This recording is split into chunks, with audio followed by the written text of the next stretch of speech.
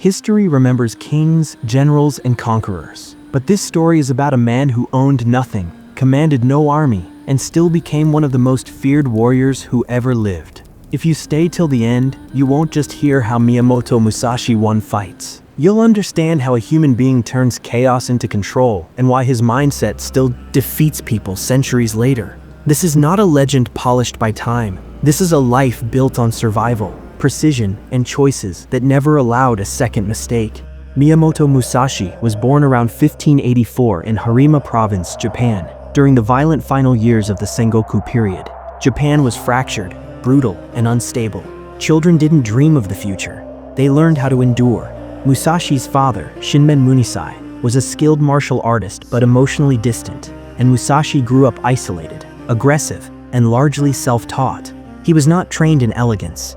He was shaped by necessity. By his early teens, Musashi was already stepping into life or death confrontations, learning faster than any school could teach him. At roughly age 13, Musashi fought his first recorded duel against Arima Kihei, a trained swordsman of the Shinto Ryu school.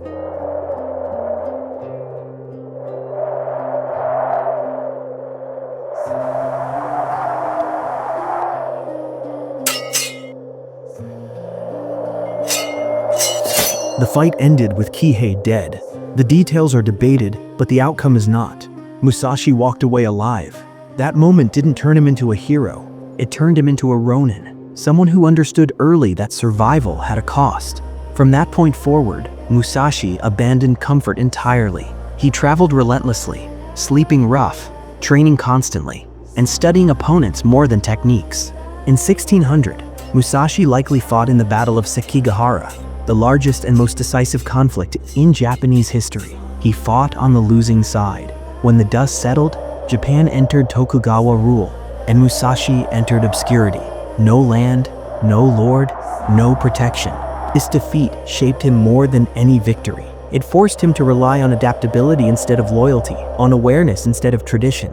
What followed were years of wandering Japan, from Kyoto to Edo, challenging established schools and elite swordsmen. These were not symbolic matches. They were fast, brutal, and final. Musashi focused on timing, spacing, terrain, and psychology. He often arrived late to duels deliberately, forcing opponents to exhaust themselves mentally before blade that ever crossed. Everything converged in 1612 on a small island near Kokura, now called Ganryujima.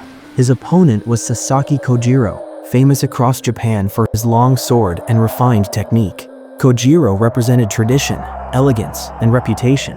Musashi represented disruption. On the day of the duel, Musashi arrived late again. Kojiro was furious.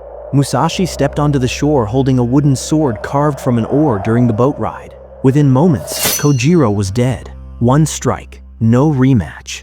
That duel ended Musashi's public fighting career, but it also revealed something deeper. Musashi wasn't interested in proving superiority.